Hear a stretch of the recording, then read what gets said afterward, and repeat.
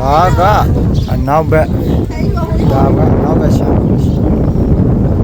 ဒါလေကဒီအောက်မှာဆင်းလို့ရသေးတယ်တော်တော်လေးလည်းလဲလို့ကောင်းတဲ့ဒီနေရာကလာလဲဖို့လည်းဖိတ်ခေါ်တယ်ပေါ့နော်ဒီမှာကြည့်ပါဗျာအကုန်ပတ်လဲကဟိုဘယ်လိုပြောတဘာဝစင်းစင်းလန်းလန်းနေတယ်ပဲရှိတယ်ဗျာနော်ဒီလည်းတော်တော်လေးတော့တိုက်တယ်ဒီလည်းအေးရှမ်းတယ်ဒါခီးထွက်ရချင်းရဲ့ရလက်လို့ခေါ်တယ်ဒါနော်နေရာတစ်ဝိုက်မှာအကုန်လုံးကရှုခင်းတယ်ဒီလိုပုံစံပဲဖြစ်နေတယ်ပြောရရင်ကိုယ့်ရဲ့မကြိုက်တဲ့ချိုးရင်းချက်ကိုလုံးဝကိုမရှိတာဗျာအဲ့လိုဒါဒီဘက်ကတော့ခရီးတယ်တွေပေါ့နော်ခရီးတယ်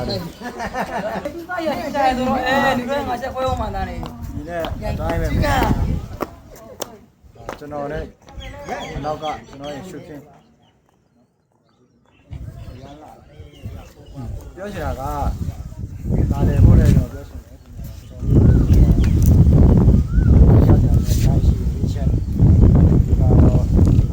စိတ်ပင်ပန်းတဲ့သူတွေပေါ့နော်အဓိကအဲ့ဒါပြောချင်တယ်ကိုစိတ်ပင်ပန်းတဲ့သူတွေပဲရှင်မနာစိတ်နေတဲ့သူတွေမျိုးခီးထွက်ဒီလိုမျိုးခီးထွက်မယ်ဆိုရင်ဒီကြည့်မယ်အေးချမ်းတယ်တရားလေးလည်းဖုန်းဖို့နော်ဒီလိုရှင်လာတယ်ကြည့်ပြီးတော့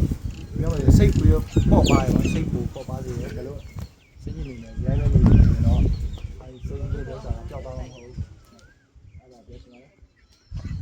ဒါကကျွန်တော်တို့ပြောပါโอเคဟဲ့လား